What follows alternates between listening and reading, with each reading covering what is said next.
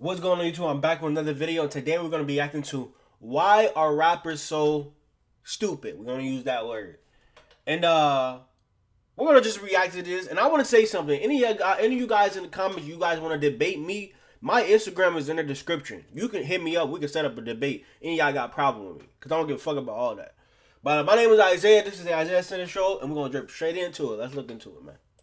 A rapper fights their way out of impossible circumstances, gets the money, gets the fame, sells out a concert, and then it all just unravels. We saw it with some of the pioneers of drill and trap music, who landed huge record deals only to end up right back in the same legal trouble they were supposed to have escaped.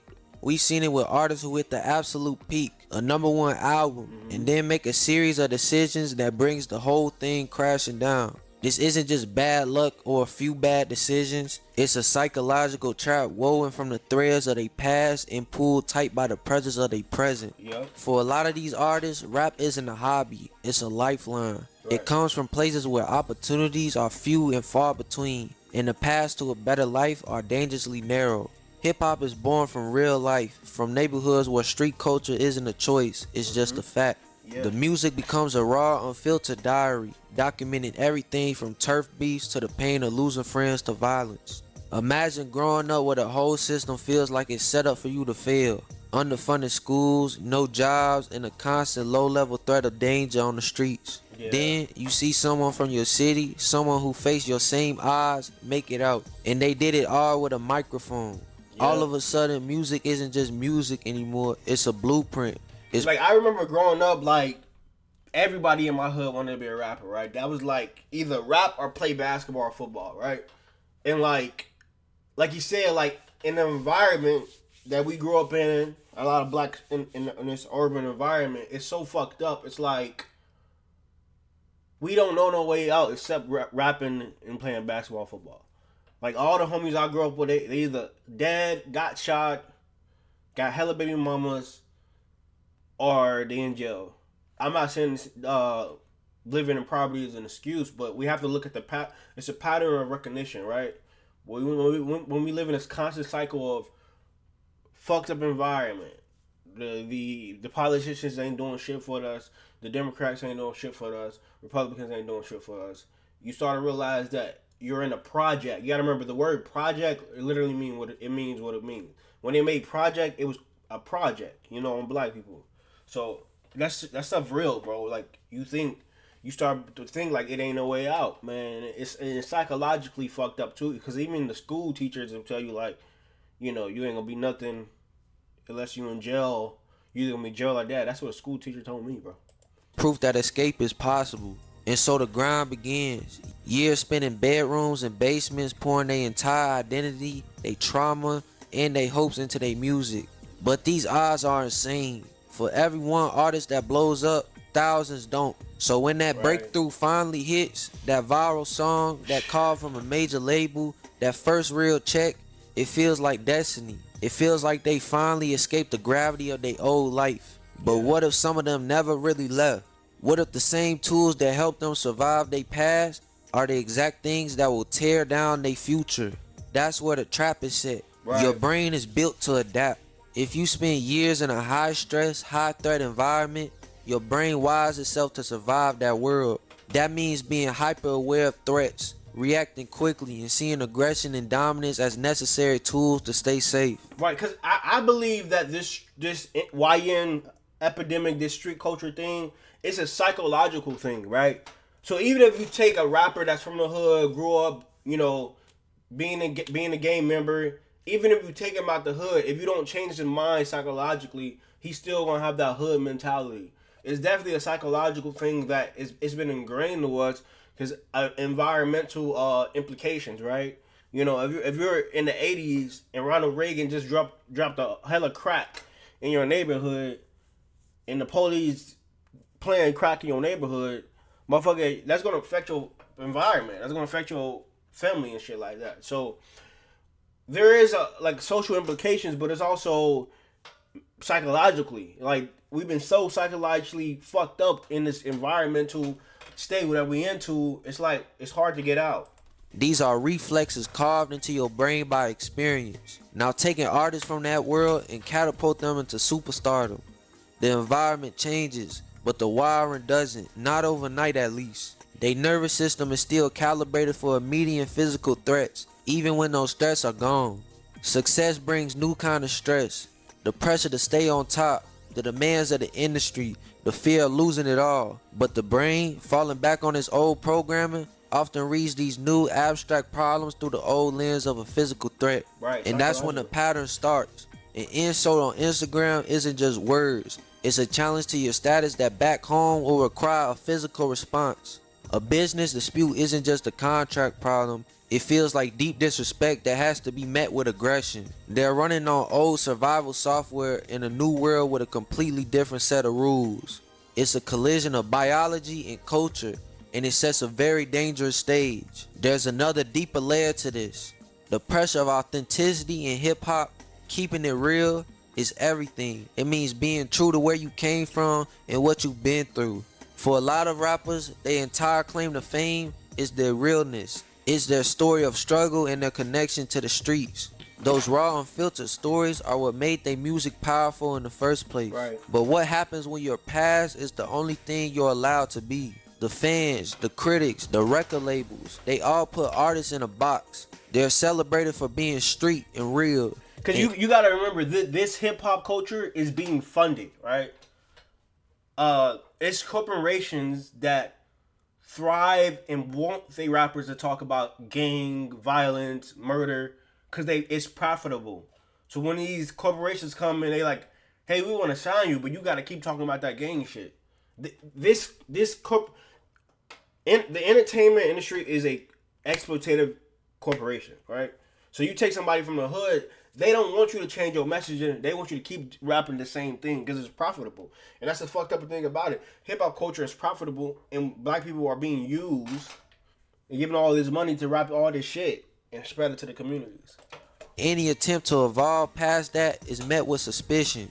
If a gangster rapper suddenly stops talking about their life, they risk being called a fraud. Right. This tangles their success with the very trauma they're trying to escape. A 2020 study in JAMA Pediatrics found that from 1998 to 2018, references to mental health struggles in popular rap music more than doubled, with mentions of anxiety, depression, and deleting themselves becoming more and more common. Artists are using their music to process their pain, but at the same time, the culture often demands that this pain is performed like a badge of honor, not something to be healed or moved on from. And this is the identity trap. You're being paid to perform a version of yourself that is actively harming you.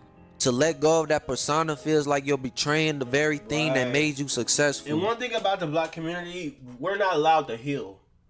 Like you're not allowed to change. And if you're changed, you're weird or corny. We need to stop stonewalling people that's evolving. A motherfucker could have been a gangster years ago, but if you want to change into a better man, let him change. We gotta stop shaming people for wanting to evolve. That shit is fucked up. It feels like you're erasing your own story, so they cling to it, even when it leads them down to a path of self-destruction. The money buys a new lifestyle, but their mindset is still locked in the past. The external pressures from fans and the music industry are like pouring gasoline on the fire. Artists are held onto an impossible standard. One part of the fan base demands gritty, violent, authentic street stories. They want thrill. But the second that artist gets arrested or gets caught up in real world violence, that same part of the fan base clowns them for being stupid or throwing it all away.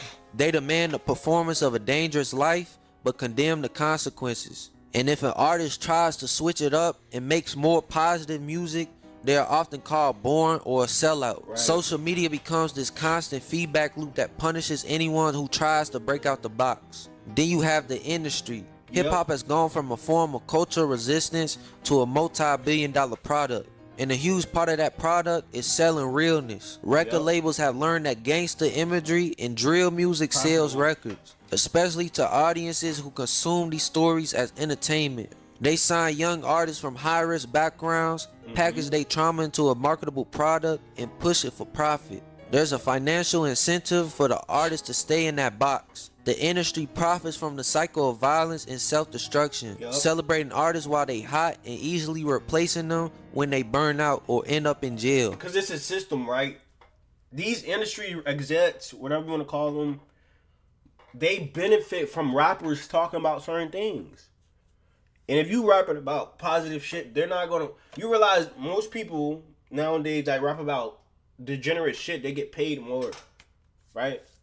They get paid more. Their deals are more bigger because it's profitable. Hip hop is one of the most profitable arts in the world, and people thrive off that gangster shit.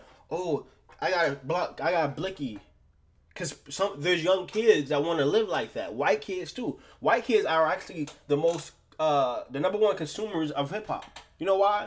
Because they like that image. They like that gangster shit. Oh, I'm fuck out of here, Malibu most wanted. You motherfuckers not gangster.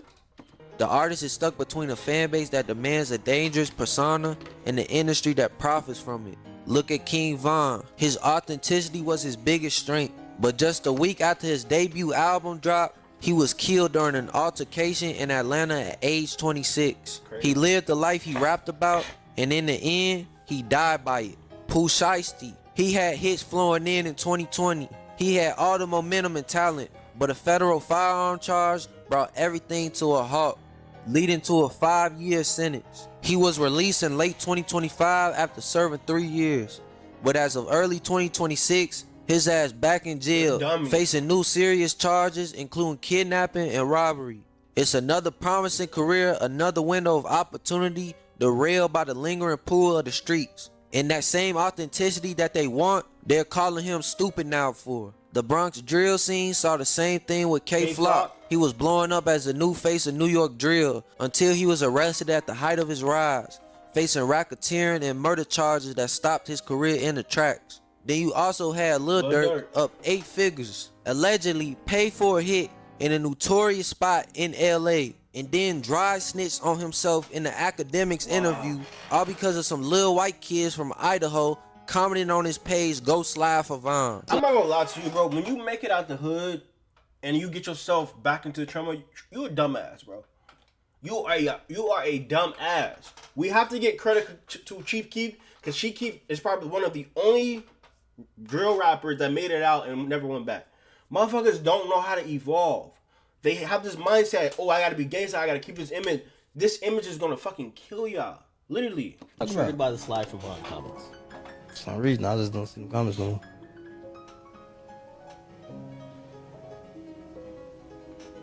For some odd reason. I don't know. And this isn't new. The pressures that trap modern artists are the same ones that haunted past generations. We saw it with Tupac. Even artists who seem to have made it out are still at risk. Nipsey Hussle was the blueprint for the pivot. Tupac wasn't no fucking gangster. We're not gonna act like Tupac was a gangster. This motherfucker Tupac went to a fucking performance art school as a teenager. Tupac wasn't no fucking gangster. He just was pretending. He successfully transitioned from his life as a rolling 60s Crip to a respected entrepreneur, community leader, and a Grammy-nominated artist. Yet he was tragically killed in the very neighborhood he was trying to save, a victim of the same street culture he worked so hard to rise above. As common as this pattern is, it's not unbreakable.